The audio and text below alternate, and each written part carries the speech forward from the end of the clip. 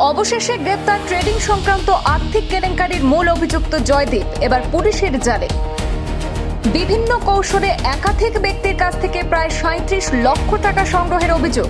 এটা তার ফ্যামিলির সবে জানে, তার মা আছে, তার বউ।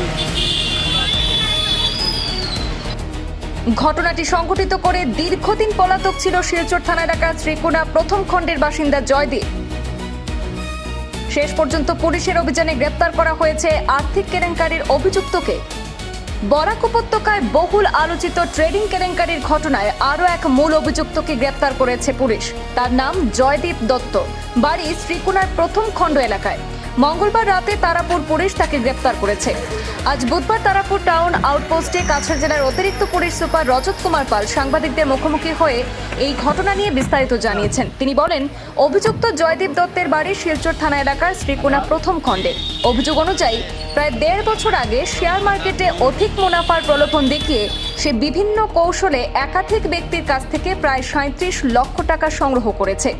এদিকে ভুক্তভোগীদের থেকে আরও জানা যায় যে অভিযুক্ত জয়দীপ দত্তের বিরুদ্ধে বরাক উপত্যকার ৩ জেলা থেকে কোটি কোটি টাকা প্রতারণার মাধ্যমে আত্মসাতের অভিযোগ রয়েছে। গত ১.৫ বছর থেকে এভাবে প্রায় ১৫ থেকে ২০ কোটি টাকা আত্মসাৎ করে জয়দীপ বলে অভিযোগ। টাকা নেওয়ার পর থেকেই সে পলাতক ছিল বলে জানা গেছে। পুলিশ প্রশাসনের পক্ষ থেকে এই ঘটনার তদন্ত অব্যাহত রয়েছে। আজ তাকে আদালতে হাজির করানো হয় বলেও জানিয়েছেন তারাপুর আউটপোস্টে কাছাড় জেলার অতিরিক্ত পুলিশ সুপার। সাংবাদিকদের মুখোমুখি হয়ে এই ঘটনা নিয়ে আর কি বিস্তারিত জানিয়েছেন চলুন শুনে নেব বিস্তারিত।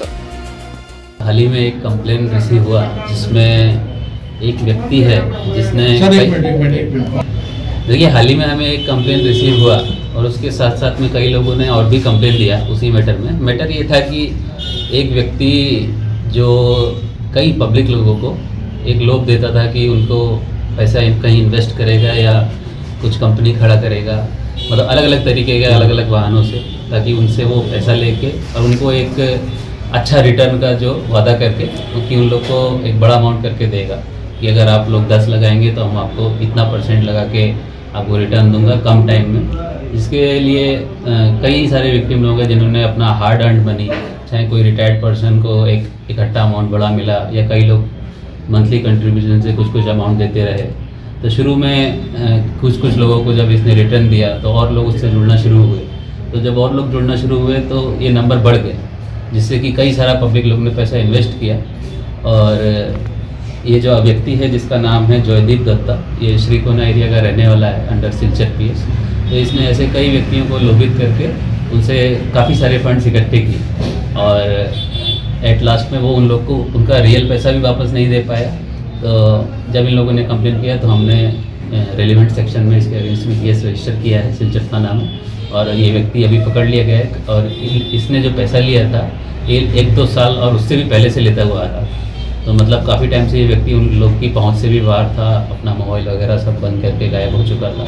अभी वो व्यक्ति मिला है तो हमने केस रजिस्टर करके आज इसको हम कोर्ट में फॉरवर्ड करेंगे, और साथ ही साथ इसकी आगे की इन्वेस्टिगेशन में इसने किस किस अकाउंट से कहाँ अकाउंट क्रिएट किया या कोई कंपनी खोला है कि नहीं, और जो इसने ये जैसे वादे किए हैं कि ये कुछ कंपनी खोलेगा उसमें कुछ विक्टिम्स लोगों को उनका शेयर होल्डर बनाएगा, जिस टाइप के वादे वो सच हैं झूठ हैं वो आगे निकाले जाएंगे। और एक्चुअल में वो पैसा इसने कहाँ रखा है और या कहीं खर्च कर दिया या कहाँ इन्वेस्ट कर दिया, जो भी है ये आगे की इन्वेस्टिगेशन में हम निकालेंगे। और साथ ही साथ मैं आप लोग के माध्यम से सिलचर और कचार वासियों को एक मैसेज देना चाहता हूँ कि ऐसा कोई भी व्यक्ति अगर वादा करता है कि जो कम टाइम में आपको ज़्यादा रिटर्न देने का वादा करे तो बी कॉशियस।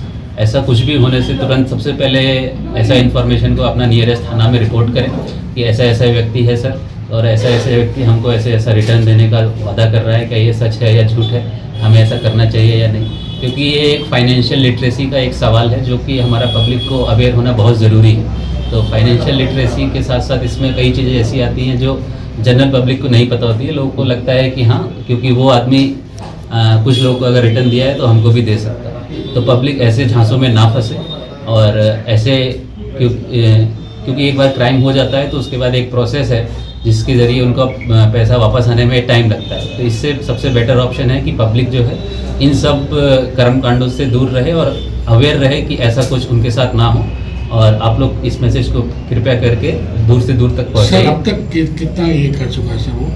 कितना अमाउंट कितना होगा? कितना हाँ, मैं होगा? उस पर आता हूँ। अमाउंट जो है कंप्लेंट के हिसाब से अभी तक हमें मिला है कि इसने लगभग 35 से 40 लाख के बीच लोगों का अभी तक जितना हमें कंप्लेंट मिला है उस हिसाब से 35 से 40 लाख के बीच अभी तक फ्रॉड हो चुका है। और लेकिन जो अगर हम एक 2-3 साल से ज़्यादा का पीरियड अगर लेंगे तो ये अमाउंट लगभग 15 से 20 करोड़ के बीच में जाएगा। तो जिसका पैसा मतलब वो मिल नहीं रहा था, उन लोगों ने पहले कंप्लेन किया है हाँ, श्रीगुना एरिया से।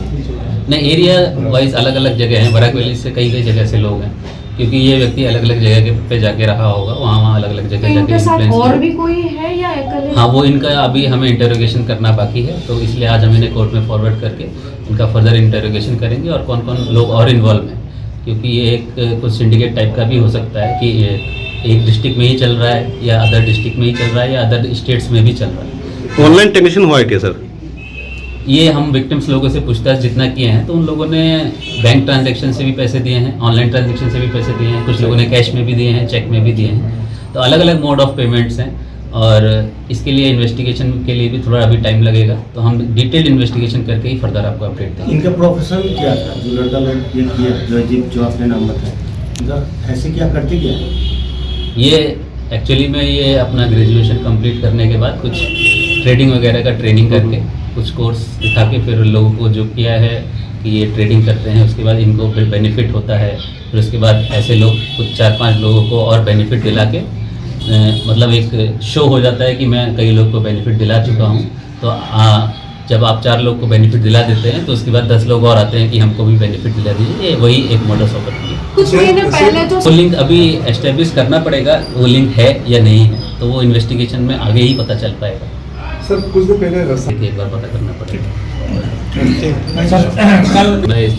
और इनकी तरफ से अगर कोई अभी तक कोई ऐसा एलो सिचुएशन तो हमें सुनाई नहीं मिला, क्योंकि उनकी फैमिली से अगर उन्होंने कुछ कहा होगा कि हमारा आदमी क्यों लेकर, तो उनको वैलिड रीजन दिया जाएगा कि हमने अरेस्ट क्यों किया है, जो कि लीगल प्रोसीजर।